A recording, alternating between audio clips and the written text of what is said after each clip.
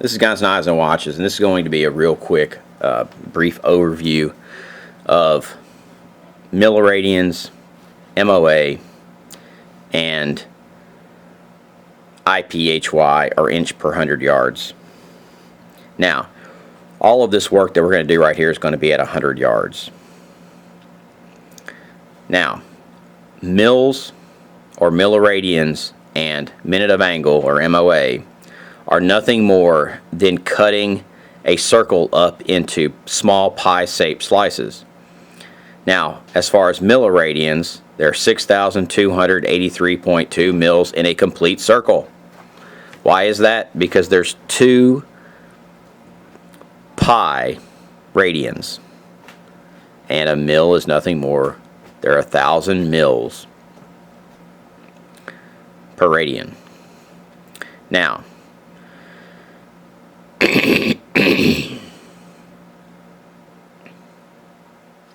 1 mil, kind of wipe your mind clean for a second.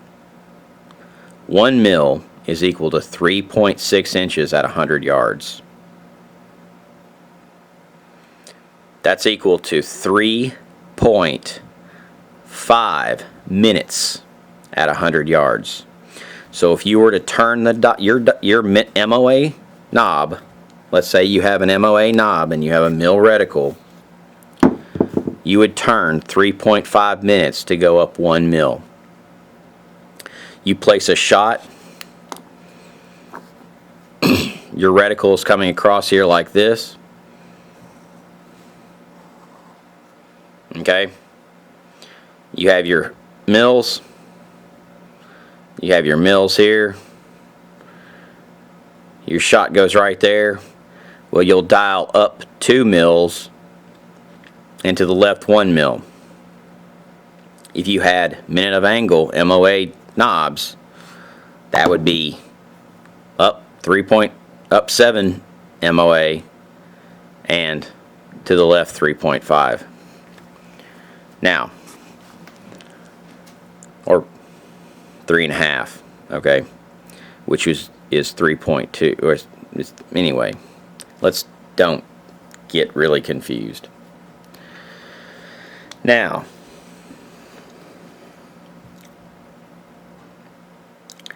since we said 1 mil is equal to, we're going to round that to 3.5 MOA, and 1 mil is equal to 3.6 inches on your target at 100 yards. Well, let's get back into what MOA is. A true MOA, or minute of angle, is 1 MOA is equal to 1.047 inches at 100 yards. Well, Guns, Knives, Watches, that really doesn't matter. It doesn't at close distances, because IPHY is 1 inch per 100 yards. So if it's 100 yards, it's 1 inch. If it's 200 yards, it's 2 inches. Or 300 yards, it's 3 inches. The problem with MOA is, true MOA, is that little error right there, even at 100 yards, starts amplifying. We have 3.438 MOA is 1 mil, but that's equal to 3.6 inches. Those are not the same numbers. And you can imagine, once you start getting out to farther distances, how much that can impact a shot, which is why we say we average it out at 3.5. Now, this is just a brief overview. This is not going to make you a precision shooter. It's just kind of getting you in the ballpark of where, to start. My advice is, if you were getting into this right now and you didn't have a scope, my advice is to stay with a mil turret and mil reticle. Mil turrets, mil reticle, which means they're exactly the same. You turn 1 on this, you get 1 in there. It's not you turned 3.5 to get 1. Okay?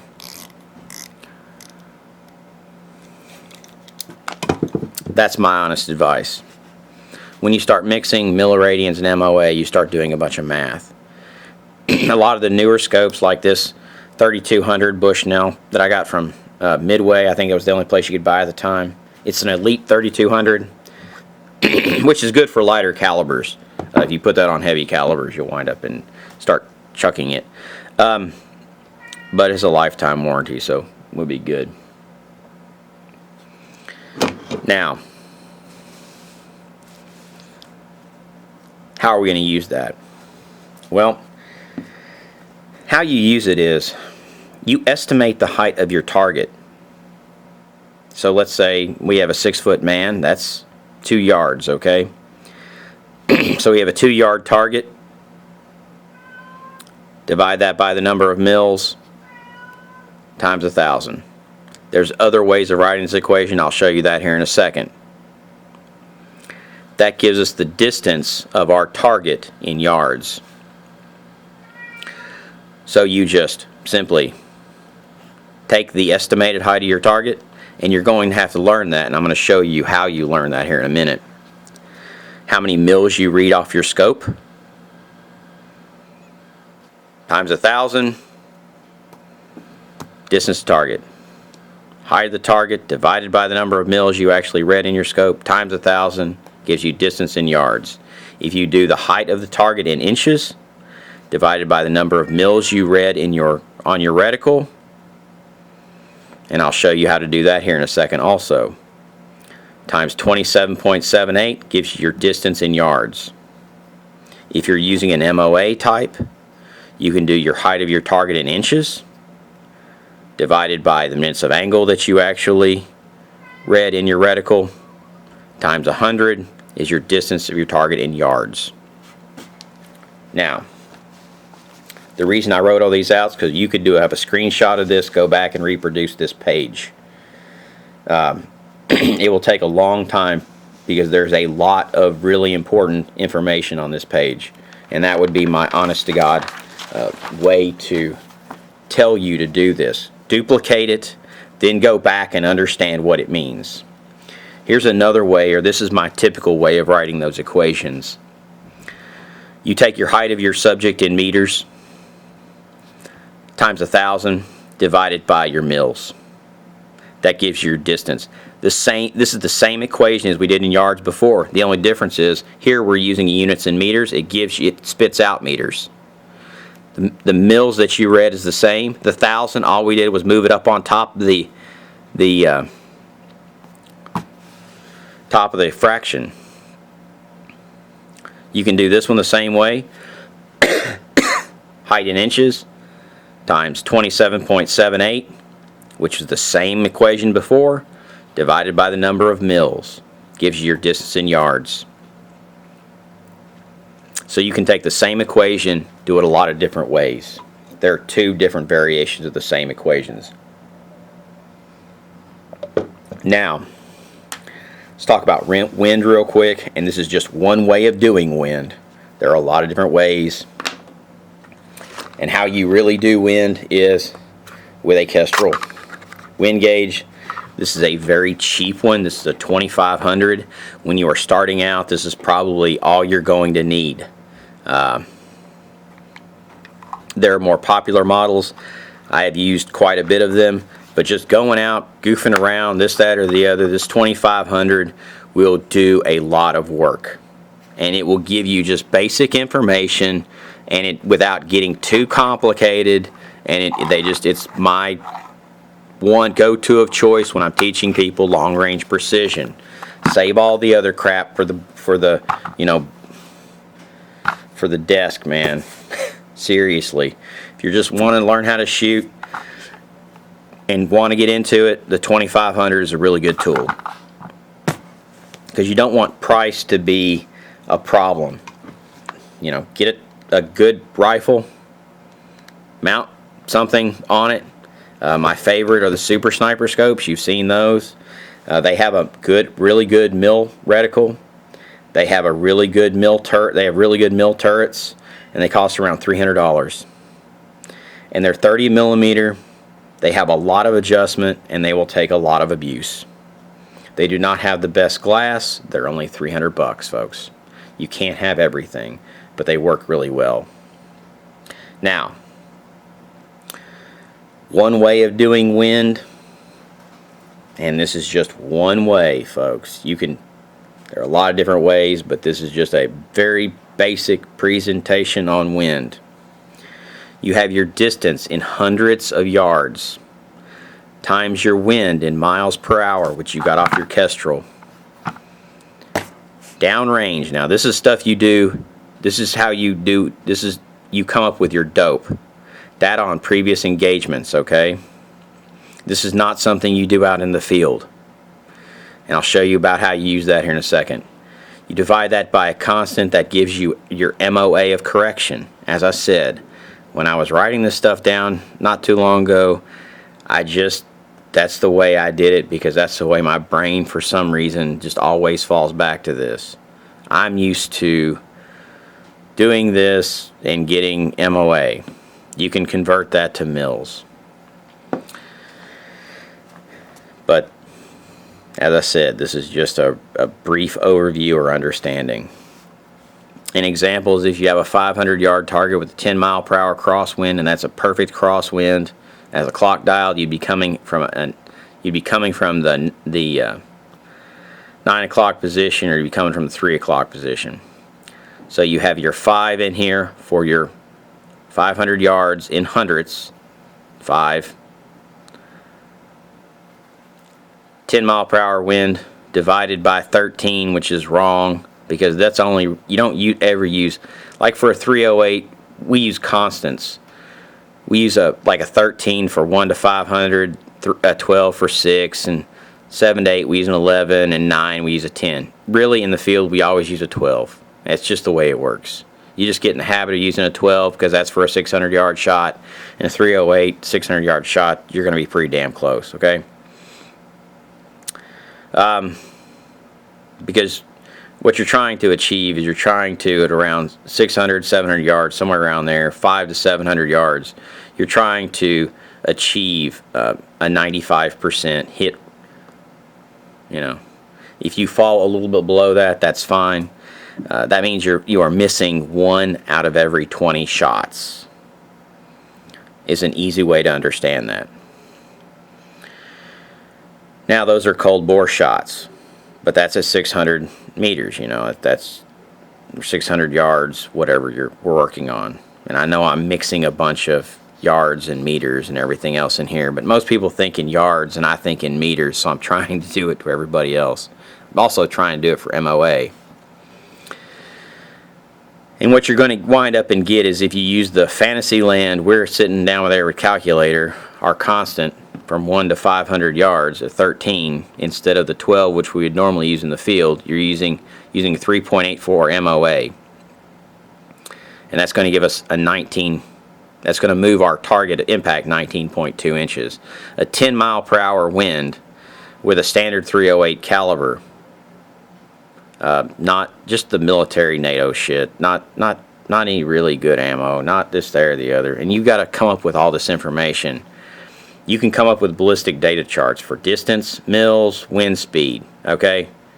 And then you can do another wind speed, and you can do another wind speed, and you can keep doing this. And this is not getting into the clock dial method and everything else. I'll get into some of that in a second. Now, where does all this information go, or how do you use it? Where it goes is your data book, okay? Done a lot of work for Bad Arms as far as working with their safeties and things, and a few of their other products. So I pimp for them too some. It's just the way it is. I've got to show some advertising on here just because I don't think they're bad people. I think they're good people. This is from Impact Data Books. I tried to put together a package, and this is one that has not been used, of things that were you'd need. They had a package that you could buy like this. I haven't found it lately because I haven't been looking, so I went and I repackaged one of their other packages, which is kind of funny. But apparently I used to get a discount on this stuff. I don't really anymore, but that's okay. The data book is important. Here's some things.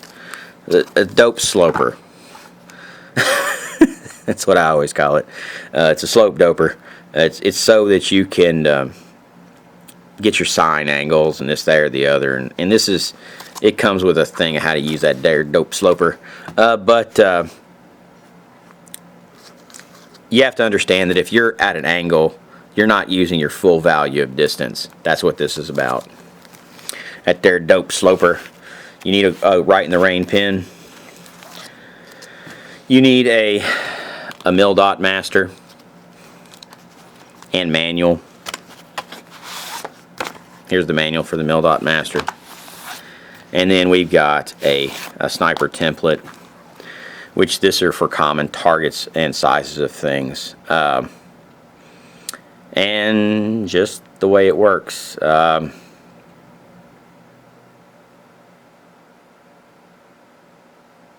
Handy piece of kit.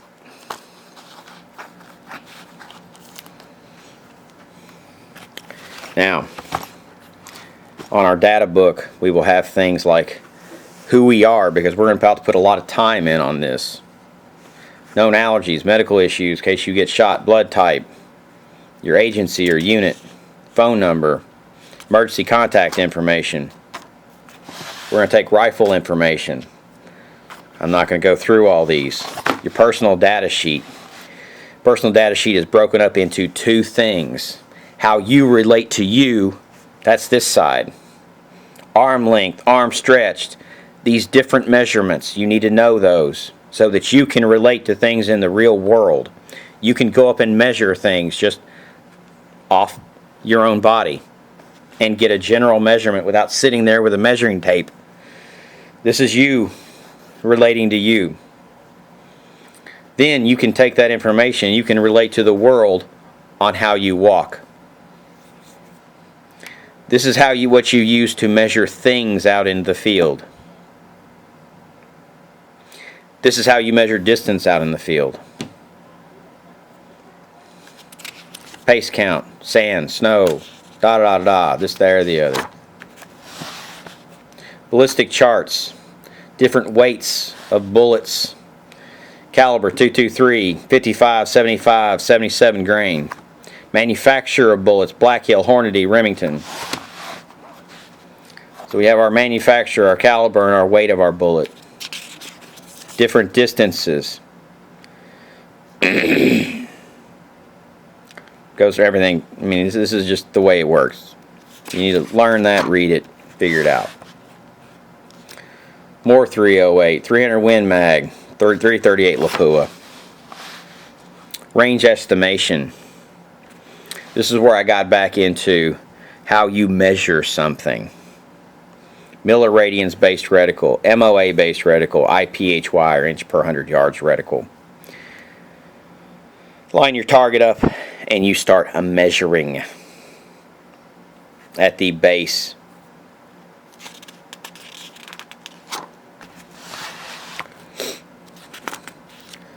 These are your standard measurements. How big's a doorway? In inches. In yards. Da da da da da. 5-gallon plastic bucket.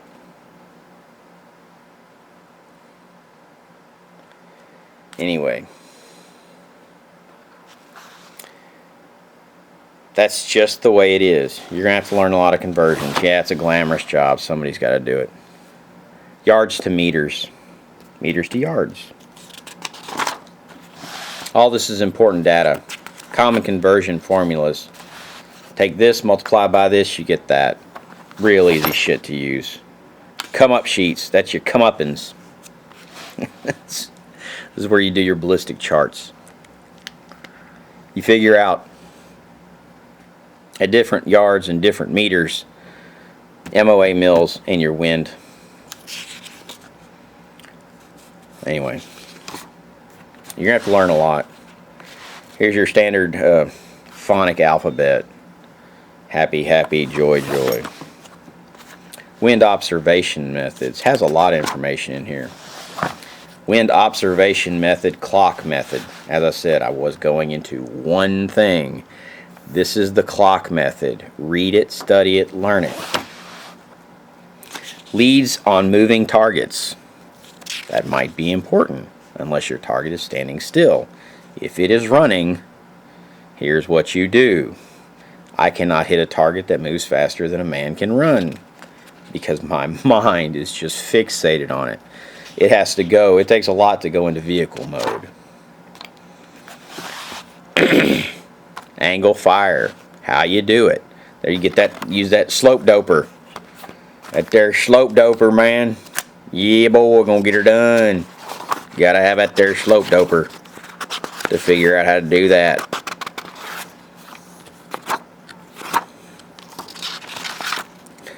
I got so into the slope doper I messed up. Okay, there's our slope doper method. Mill value adjustments, that type stuff. Yards, meters, Mill value, quick reference sheet, MOA adjustments. It still keeps going on. There's a lot of information. You know, when people go with these things and weapon cleaning procedure. Listen, you laugh. But in the real world, you have to do shit like this. You have to write it down. It might sound funny. Now we got something there. We got a bunch of stuff, information, this, that, or the other. And what is all this stuff? Why is this important? And why am I watching your damn video? Because you lost me 40 minutes ago, and I am not interested in your shit. Well, this is how you fill one of these data sheets out. First thing is, here we're dealing with a circular target. Here we're dealing with a square target. Here we are dealing with a man size, a humanoid target.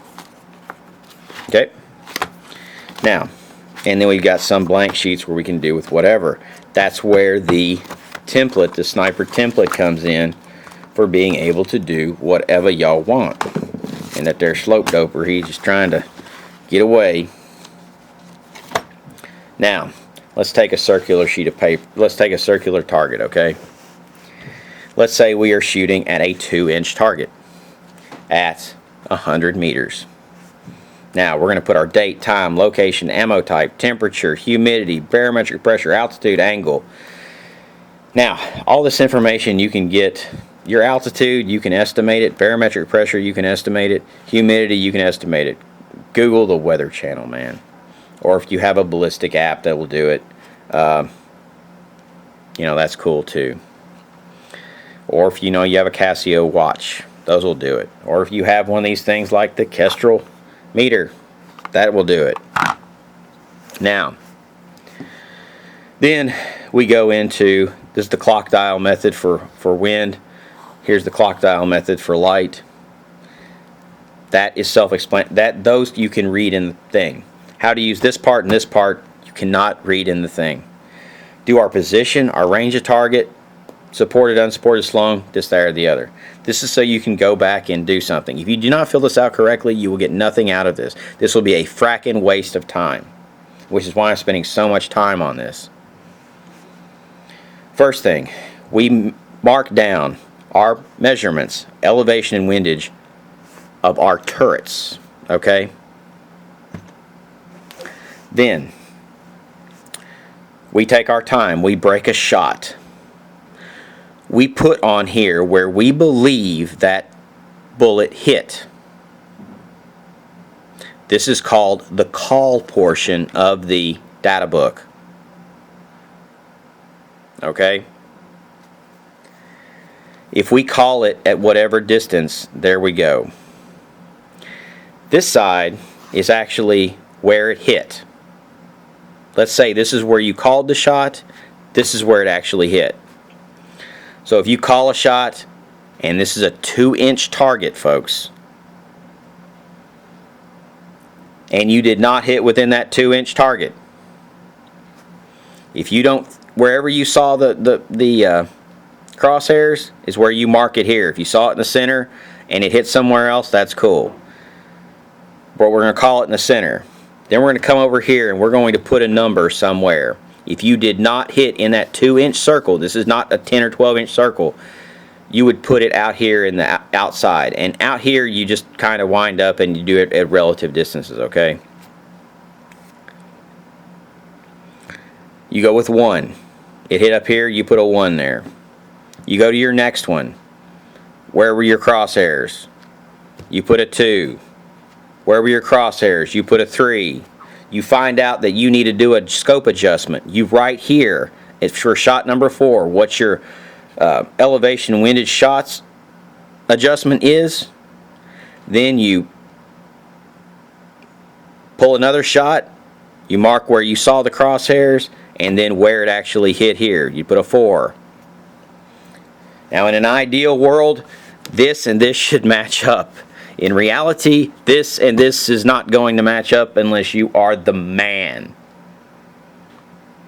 You've seen me shoot that damn .308 caliber,